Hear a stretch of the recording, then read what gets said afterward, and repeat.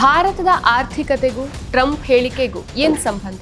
ಭಾರತದ ಆರ್ಥಿಕತೆ ಸತ್ತಿದೆ ಎಂದ ಟ್ರಂಪ್ ಅಂದ್ರೆ ಮೋದಿಗೆ ಭಯನಾ? ಇದು ಟ್ರಂಪ್ ಅವರ ಈ ತೀವ್ರ ಪ್ರತಿಕ್ರಿಯೆಗೆ ಕಾರಣ ಆದಂತಿದೆ.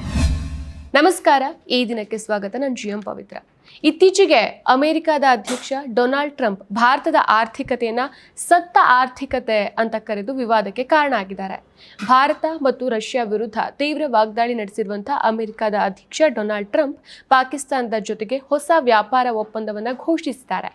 ಭಾರತದಿಂದ ಆಮದಾಗುವಂತಹ ಎಲ್ಲಾ ಸರಕುಗಳ ಮೇಲೆ 25% ಸುಂಕ ವಿಧಿಸಲಾಗುತ್ತೆ ಅಂತ ಟ್ರಂಪ್ ಬುಧವಾರ ಪ್ರಕಟಿಸಿದ್ರು.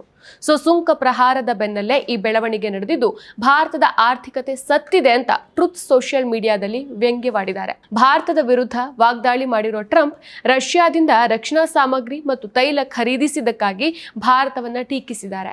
ಭಾರತ ಪಾಕಿಸ್ತಾನ ಸಂಘರ್ಷ, ಇರಾನ್ ಇಸ್ರೇಲ್ ಯುದ್ಧ, ಪ್ಯಾಲೆಸ್ತೈನ್ ಕದನ ವಿರಾಮ ಹಾಗೂ ರಷ್ಯಾ ಯುಕ್ರೇನ್ ಯುದ್ಧಗಳನ್ನ ತಾನೇ ನಿಲ್ಲಿಸಿದ್ದೇನೆ ಅಂತ ಜಾಗತಿಕ ವೇದಿಕೆಗಳಲ್ಲಿ ಘೋಷಿಸಿಕೊಳ್ತಿದ್ದಾರೆ. ಈ ಹೇಳಿಕೆಗಳ ಮೂಲಕ ಟ್ರಂಪ್ ತಮ್ಮನ್ನ ಮಹಾನಾಯಕನಂತೆ ಚಿತ್ರಿಸೋ ಜೊತೆಗೆ ಆಯಾ ದೇಶಗಳ ನಾಯಕರನ್ನ ದುರ್ಬಲರು ಅಂತ ಬಿಂಬಿಸ್ತಾ ಇದ್ದಾರೆ. ನನ್ನ ಫೇವರೇಟ್ ನಂದಿನಿ ಚೀಸ್. ಈಗ ಎಲ್ಲರ ಫೇವರೇಟ್ ನಂದಿನಿ ಚೀಸ್. ಇದು ಟ್ರಂಪ್ ಅವರ ಇತ್ತೀಚಿನ ಟೀಕೆಗೆ ಕಾರಣ ಆಗಿರಬಹುದು. ಈ ಬಗ್ಗೆ ವಿಶ್ವಗುರು ಭಾರತ ಖಂಡನೆಯನ್ನ ವ್ಯಕ್ತಪಡಿಸಬೇಕಲ್ವಾ? ಟ್ರಂಪ್ ಅವರ ಈ ಹೇಳಿಕೆಗಳ ಹಿನ್ನೆಲೆಯಲ್ಲಿ ರಾಜಕೀಯ ಲಾಭದ ಉದ್ದೇಶ ಇದೆ ಅನ್ನೋದು ಸ್ಪಷ್ಟ. ತಮ್ಮ ಆಡಳಿತದ ಅವಧಿಯಲ್ಲಿ ಜಾಗತಿಕ ಶಾಂತಿಯನ್ನು ಸ್ಥಾಪಿಸಿದವರು ಅಂತ ತೋರಿಸ್ಕೊಳ್ಳೋ ಮೂಲಕ ಇವರು ನೊಬೆಲ್ ಶಾಂತಿ ಪುರಸ್ಕಾರಕ್ಕೆ ತಮ್ಮನ್ನ ತಾವು ಒಡ್ಕೊಳ್ಳೋ ಯತ್ನದಲ್ಲಿ ಇದ್ದಾರೆ. ಇಷ್ಟೆಲ್ಲ ಯುದ್ಧ ನಿಲ್ಲಿಸಿ ಶಾಂತಿ ಬಯಸ್ತಾ ಇರೋ ನನಗೆ ನೊಬೆಲ್ ಶಾಂತಿ ಕೊಡೋದಿಲ್ಲ ಅಂತ ಬೇಸರವನ್ನು ಹೊರಹಾಕಿದಿದೆ. ಈ ಮೂಲಕ ನನ್ನನ್ನ ನೊಬೆಲ್ ಶಾಂತಿಗೆ ಪರಿಗಣಿಸುವಂಥ ದಾರಿ ಸಲೀಸು ಮಾಡ್ಕೊಳ್ಳೋದೇ ಟ್ರಂಪ್ ಅವರ ಉದ್ದೇಶ. ಆದ್ರೆ ಭಾರತ ಪಾಕಿಸ್ತಾನ ಸಂಘರ್ಷದ ಕದನ ವಿರಾಮಕ್ಕೆ ಅಮೆರಿಕದ ಮಧ್ಯಸ್ಥಿಕೆ ಇರಲಿಲ್ಲ ಅಂತ ಭಾರತದ ವಿದೇಶಾಂಗ ಕಾರ್ಯದರ್ಶಿ ವಿಕ್ರಮ್ ಮಿಸ್ರಿ ಹಾಗೂ ಪ್ರಧಾನಿ ಮೋದಿ ಅವರೇ ತಿರಸ್ಕರಿಸಿದ್ದಾರೆ.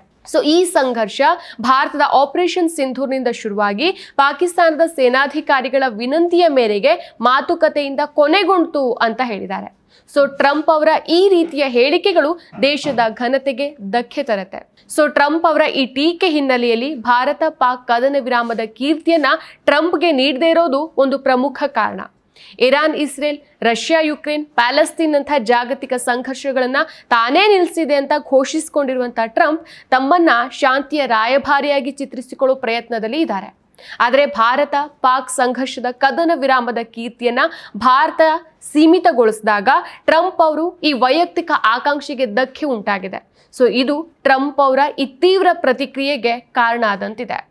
ಟ್ರಂಪ್ ಭಾರತದ ಆರ್ಥಿಕತೆಯನ್ನ ಸತ್ತ ಆರ್ಥಿಕತೆ ಅಂತ ಕರೆದಿರೋದು ಸಂಪೂರ್ಣವಾಗಿ ತಪ್ಪು. ಟ್ರಂಪ್ ಅವರ ಈ ಹೇಳಿಕೆ ಭಾರತದ ಈ ಸಾಧನೆಗಳನ್ನ ಕಡೆಗಣಿಸುವಂತಿದೆ. ಪ್ರಧಾನಮಂತ್ರಿ ನರೇಂದ್ರ ಮೋದಿ ಅವರು ಟ್ರಂಪ್ ಅವರ ಈ ಟೀಕೆಗೆ ಇನ್ನೂ ಯಾವುದೇ ಸಾರ್ವಜನಿಕ ಪ್ರತಿಕ್ರಿಯೆಯನ್ನ ಕೊಟ್ಟಿಲ್ಲ.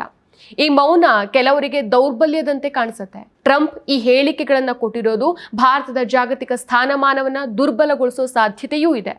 ಆದ್ರೆ ಈ ಟೀಕೆಗಳಿಗೆ ಯೋಗ್ಯ ಉತ್ತರವನ್ನ ನೀಡೋದು ಭಾರತದ ರಾಷ್ಟ್ರೀಯ ಗೌರವಕ್ಕೆ ಸಂಬಂಧಿಸಿದಂಥ ವಿಷಯ. ಟ್ರಂಪ್ ಈ ಹಿಂದಿನ ಆಡಳಿತದ ಸಮಯದಲ್ಲಿ ನಮಸ್ತೆ ಟ್ರಂಪ್, ಹೌಡಿ ಮೋದಿ ಕಾರ್ಯಕ್ರಮಗಳು ಮೋದಿ ಹಾಗೂ ಟ್ರಂಪ್ ಸ್ನೇಹವನ್ನ ಎತ್ತಿ ತೋರಿಸಿತ್ತು. ಆದರೆ ಟ್ರಂಪ್ ಇತ್ತೀಚಿನ ಹೇಳಿಕೆಗಳು ಈ ಸ್ನೇಹಕ್ಕೆ ಬೆಲೆಯನ್ನ ಕೊಡದೇ ಇರುವಂತೆ ಕಾಣಿಸುತ್ತೆ. ಭಾರತ ತನ್ನ ರಾಷ್ಟ್ರೀಯ ಹಿತಾಸಕ್ತಿಗಳಿಗೆ ಆದ್ಯತೆ ನೀಡೋದ್ರ ಜೊತೆಗೆ ಈ ರೀತಿಯ ಟೀಕೆಗಳಿಗೆ ತಕ್ಕ ರಾಜತಾಂತ್ರಿಕ ಉತ್ತರವನ್ನ ಕೊಡ್ಲೇಬೇಕಲ್ವಾ? ಇದು ಕೇವಲ ಟ್ರಂಪ್ ಅವರಿಗೆ ಮಾತ್ರ ಅಲ್ಲ, ಜಾಗತಿಕ ವೇದಿಕೆಯಲ್ಲಿ ಭಾರತದ ಸ್ಥಾನವನ್ನ ಸ್ಪಷ್ಟಪಡಿಸೋ ಸಂದೇಶವಾಗಿಯೂ ಸಹ ಕಾರ್ಯವನ್ನ ನಿರ್ವಹಿಸುತ್ತೆ. ವಿಶ್ವಗುರು ಅಂತ ಕರೆಸ್ಕೊಂಡಿರುವಂತಹ ಭಾರತಕ್ಕೆ ಈ ಸಂದರ್ಭದಲ್ಲಿ ತನ್ನ ಧ್ವನಿಯನ್ನ ಎತ್ತೋದು ಅನಿವಾರ್ಯ ಕೂಡ ಹೌದು. ಇದು ಜಾಗತಿಕ ರಾಜತಾಂತ್ರಿಕ ಚಿತ್ರಣಕ್ಕೆ ಪೂರಕ ಆಗಿರುತ್ತೆ.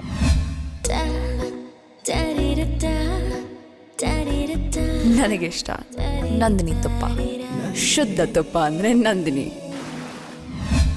ಭಾರತ ತನ್ನ ಆರ್ಥಿಕ ಸಾಧನೆಗಳನ್ನ, ರಾಜತಾಂತ್ರಿಕ ಸಂಯಮವನ್ನ ಮತ್ತು ವಿಶ್ವದಲ್ಲಿ ತನ್ನ ಬೆಳೀತಾ ಇರುವಂತಹ ಪ್ರಭಾವವನ್ನ ಒತ್ತಿ ಹೇಳೋ ಮೂಲಕ ಈ ಟೀಕೆಗಳಿಗೆ ಉತ್ತರಿಸಬಹುದು. ಪ್ರಧಾನಮಂತ್ರಿ ನರೇಂದ್ರ ಮೋದಿ ಅವರು ಈ ಸಂದರ್ಭದಲ್ಲಿ ಮೌನ ತಾಳಿರೋದು ಒಳ್ಳೇದು ಅಲ್ವೇ ಅಲ್ಲ.